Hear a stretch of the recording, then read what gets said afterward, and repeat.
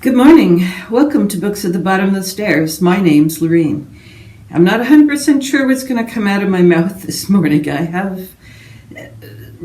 It's just been a struggle. So it's really tempting to treat this outreach as my personal therapy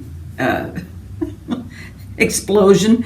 And so I'm really struggling to just not do that. But the reality is that I just have not been reading. The last time I spoke with you, I was on page 46 of the Redwall series, and I enjoy it. There's absolutely nothing wrong with this, but I am now on page 67. I didn't even double what I was reading.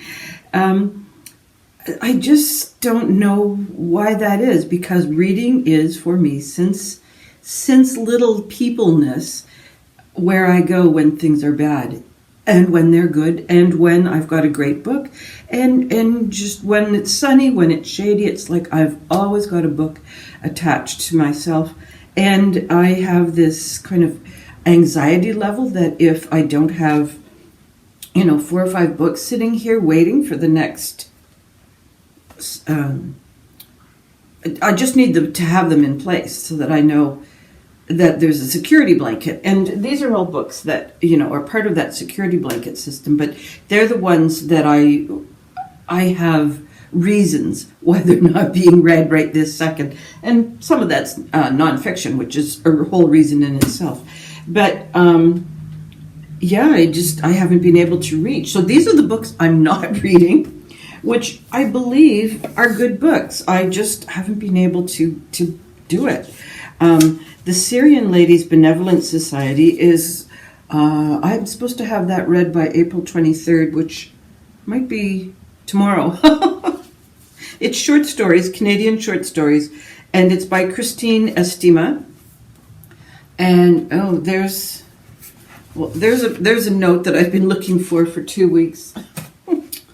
Someone's phone number. Okay, so this is short stories written by a Canadian author, and it's about an Arab immigrant experience, and the first story starts quite some time back into the past, 1860. And each time we encounter this family, it's a different character that we're meeting, and it's a different time frame. And they're starting in Syria and moving their way to Montreal. And sometimes it's a male that we're encountering, and sometimes it's a female, young, old. So there's a very nice selection of characters. But one of the stories I bumped into has to do with the actual Syrian Ladies Benevolent Society, which is a group of people who are doing supposedly nice things for other people. But what a group of nasties. And the next story has nothing to do with them. It's just that I got railroaded by, is that a word? I got sidetracked by that particular story and haven't been able to step back into it. I just can't do mean or sad or conflict. I just can't seem to do anything. I really enjoyed the first 2.5 stories, and it's due back at the library today. So tonight is music night for Steve and his buddies. So I think I will take this upstairs and see if I can get a little bit further in, because it really is an excellent collection of short stories. And normally I'm not a short story lover, but these they're just interesting enough characters that, I am pulled in and committed to it. The next book that I am supposed to be reading for May 5th is How to Pronounce Knife by Suvankam Tamavongos. I have pronounced that badly. I apologize. It is also Canadian. It is also short story, and it is for my other book club. And I'm not remembering how we came to this as a decision.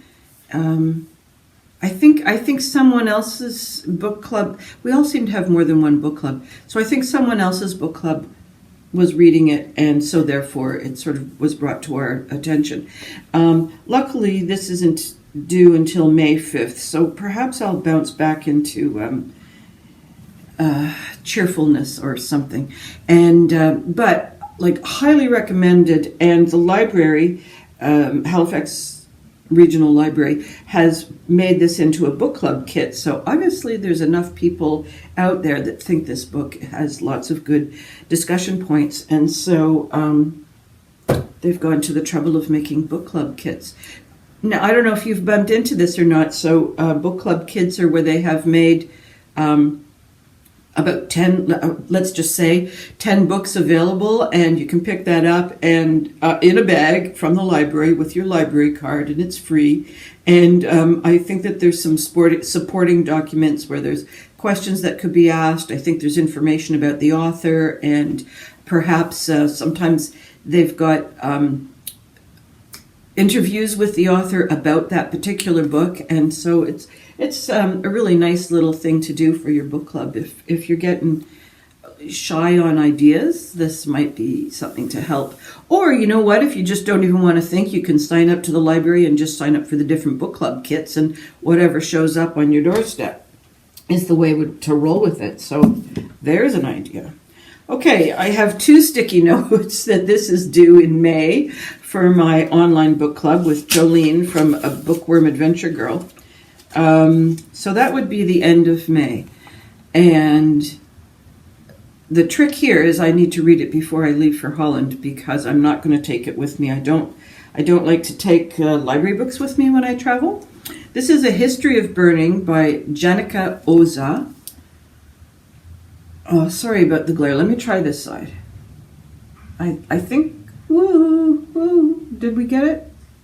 It's not really, from where I'm sitting, that's not coming in too well. So this is also Canadian. It must be if it's for Jolene's book club, because we only read Canadian books. And it has to do with a young boy who gets tricked into going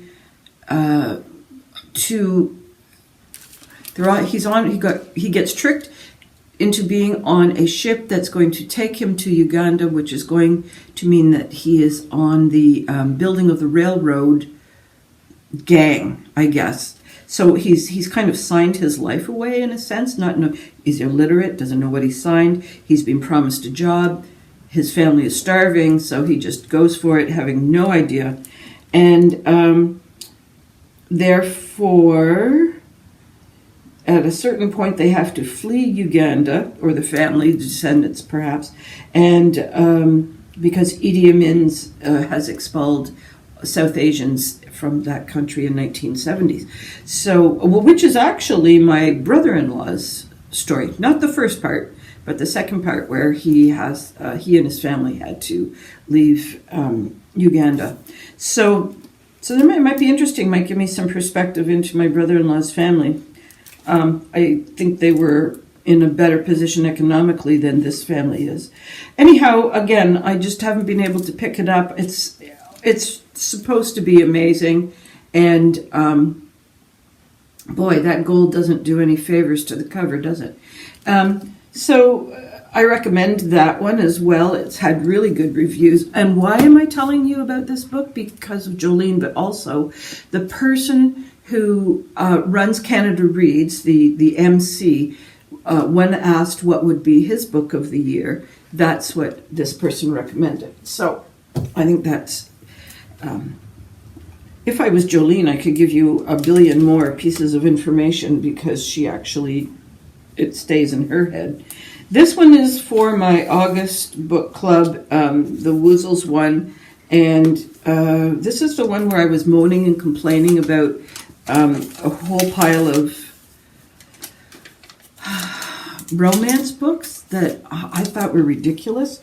So I'm not sure how this one's going to go. It's called Witch Please, and it is by Anne Aguirre, and it's not Canadian, and it's about Danica Waterhouse, who's a fully modern witch, and after a messy breakup, she makes a pact with her cousin, and then Titus Titus Winokur has family problems of his own.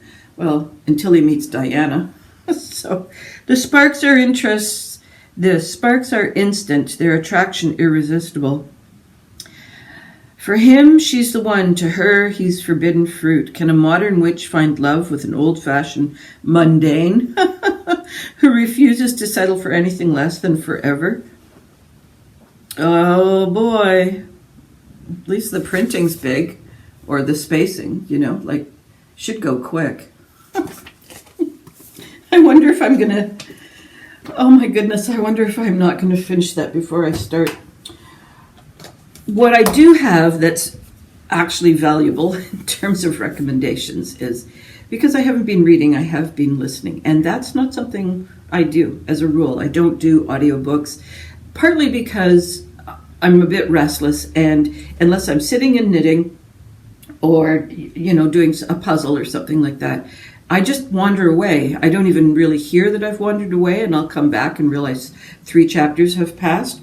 But in the last month, there's been a lot of just sitting and staring. And so I do have some recommendations. And what I do like about these recommendations is it's the same reader for, except for maybe one, it's the same reader for each story. So I already know the voice.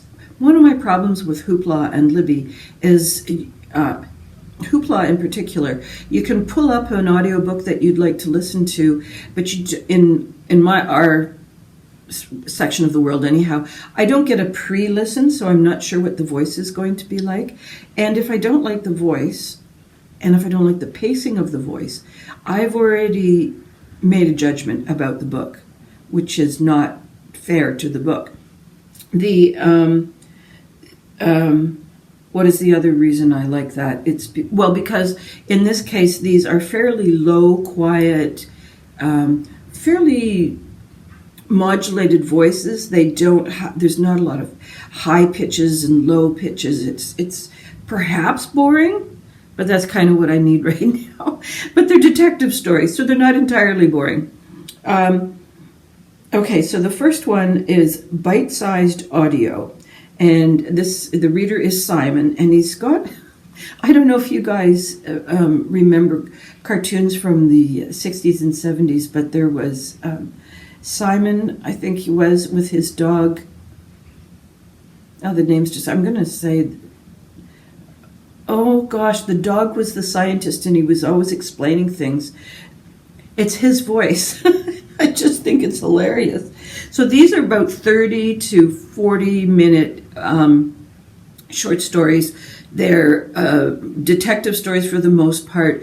They are sort of Edwardian Victorian era, and so sometimes you get some Sherlock Holmes, sometimes you get different authors, and I guess he posts about every 2 weeks. So you can only listen to him once in a while, which also just makes it kind of a treat. The other one I listen to is Classic Detective Stories. Again, this is a man who has a fairly nice melodic voice, and the stories are a little bit longer. They're a tiny bit more scary. And Bite-Sized Audio also does ghost stories. This one, Classic Detective Stories, has chosen, you might get Dashiell Hammett or Nagaya Marsh, or did he do Marjorie Allingham? I can't remember exactly, but he posts a little more often. So between the two, I can get about a book a week, or short story a week. And the other one that I listen to that is at the end of the day, it's called Get Sleepy. They have more than one reader, but Thomas is my favorite. He has a very slow voice. My husband hates him. He's just like, come on. So I'm in a bed where Steve can't hear him, so I don't have to wear headphones, and I turn it on quite low, and it's about a 30-ish minute story. There's a whole bunch of different themes. So there's been fantasy, there's been myths, fairy tales, stories that have been written by authors that are completely brand new. Sometimes it's like a cat that's, visiting Rome. Sometimes it's a human who's doing the tea houses of Vienna. So there's just all kinds of different types of stories. And then it's followed by anywhere from 2 to 4 hours of just really, really quiet white noise. So that's very easy to fall asleep to. Pardon. The other one that I really like is The Great Radio Drama, and that one definitely has more than one voice, and it's a typical radio drama where someone's in the background making the door slam, or making the door creak, or making the noises of the horses' hooves, or so on. And it's all over the place in terms of what they decide to feature. Now, most of them are, I believe, old-time British detective or drama stories. So sometimes they're detectives, sometimes they're more mystery. And has there been a ghost? I don't think there's been a ghost story. And so it's the old-time radio. You might really enjoy it just because it is definitely old-time radio. The other one, the last one I'm going to mention, is Forgotten British Television. Now, this is one that I watch instead of listen to, and I just finished 3 seasons of Jams and Jerusalem.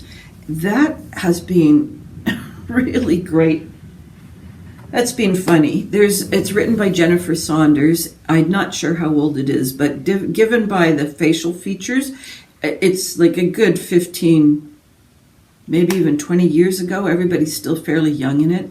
And it's about a group of women, for the most part, who belong to the Women's Institute. They call it the WI.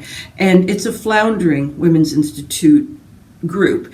And so there's one woman who's just obsessive about it, and everybody else is just completely laconic. And they're like, is it time to go to the pub? Is it time to go to the pub? So the keen lady is trying to get speakers and causes and outreach and trying to get new members, and the others are sometimes helpful and sometimes not helpful.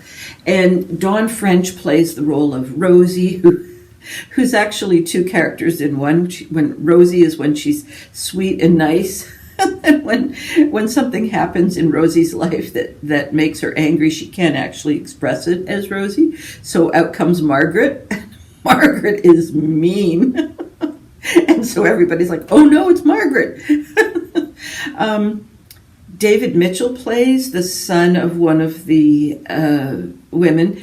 The woman in whose name I've completely forgotten is a nurse, and her husband has died. And so part of the story is around helping this lady through her grief. And it's chaotic. And the son comes in his dad was a doctor, and he comes in and replaces his dad. And so his wife is germophobic and bloodphobic, and she's the replacing nurse. So not only has mom lost hubby, she's also lost her job to her daughter-in-law. And so there's just all kinds of fun plot things going on. I would say that season 1 and 2 are very good. Season 3, no, not so much. But if you're looking for something to, fill your eyeballs, season 3 is okay. It won't harm you. Yeah, I guess that's it for me. I'm so hoping that something turns around soon. So in case any of you are worried, I am on antidepressants, have been for a few years, and just had to kick it up in the last 2 months. So don't worry, I'm managing, and I'm getting exercise, going for walks, eating healthily, seeing friends. All the right things are happening. It's just really difficult to kind of, just find. One of the things that Cheryl was so brilliant at, even though she and I could moan and complain as much as the next person, is she just really had a gift for finding the joy in things. And so that's missing. And she and I are both okay at it. I mean, she was excellent at it, I should say. I'm okay at it. And she wouldn't have tolerated me all these years if I was just a grumpy Gus. But sometimes it's a little hard to do on your own. So that's why Gems in Jerusalem definitely perked me up for a couple of days. The sun is coming out. The garden is in Canada. We're still basically. It's basically snow season without the snow. It's only anywhere between 5 and 10 degrees. Steve just went out for a walk and he's still in his full winter gear. I've refused. I'm going out and freezing. I'm only wearing spring coats and just accepting the shivering as part of my celebration of spring. So, I look forward to seeing you next week, hopefully with, at least one of those books read. And headed off to Holland shortly. And one of the things that I do need to consider, and if you have any suggestions, I'd love to hear them. I need a book to take with me, and it needs to be paperback, and not a big, thick paperback, something that can tuck into my carry-on luggage. And keep me interested for about 10 days. I really don't know how much reading time I'm going to get. And like a nincompoop, I'm hoping to get video of my time in Holland. And as you all know, I generally suck at it. So that's why I'm kind of worried. It's like the next 4 weeks or so, they might just continue to be not very good videos. So I'm praying you just hang on with me until I get to the other side of this muddy creek. So that's it for me. I hope all your reading dreams and adventures continue to come true and that there's some glistening, sparkly stuff on your side of the camera. Bye-bye for now.